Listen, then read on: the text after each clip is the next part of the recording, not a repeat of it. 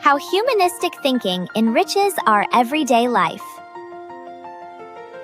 Why are there so many conflicts between people these days? Technology keeps advancing, but are our lives truly becoming easier? In a time when artificial intelligence does many tasks for us, we now face an important question. What is something that only humans can do? To answer this question, we need humanistic thinking.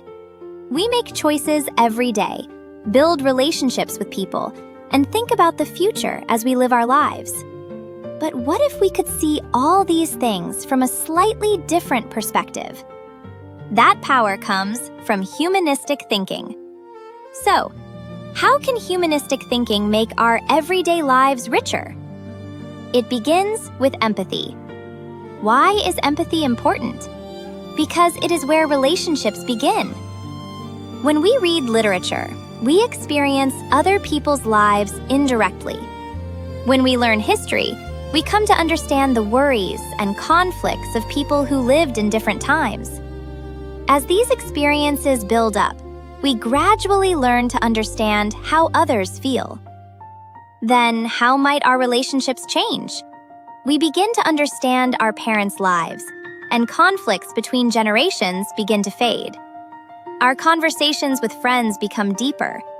We begin to hear not only the words on the surface, but also the feelings behind them.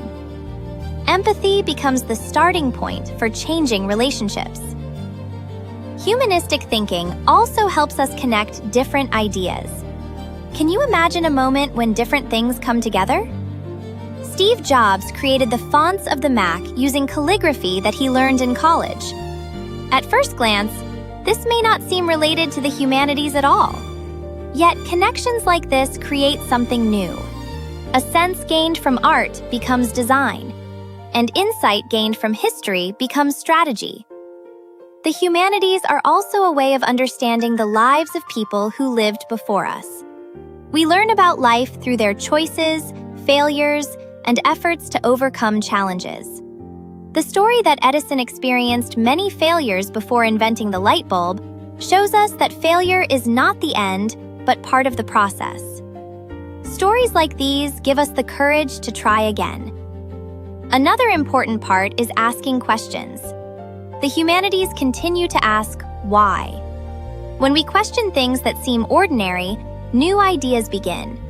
Jules Verne's 20,000 Leagues Under the Sea and From the Earth to the Moon later became reality. George Orwell's 1984 imagined a future world. Isn't it amazing that imagination often comes before technology? That is why humanistic thinking often stands at the center of technological innovation.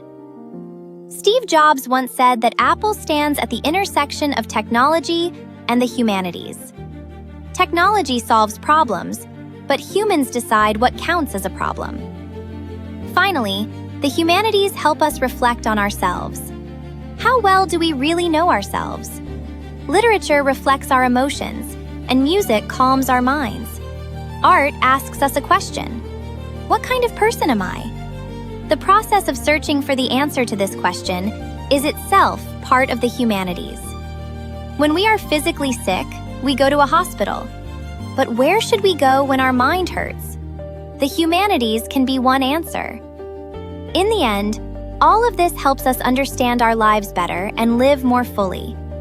The humanities are not something distant or grand. They are the power that helps us look more deeply at our lives.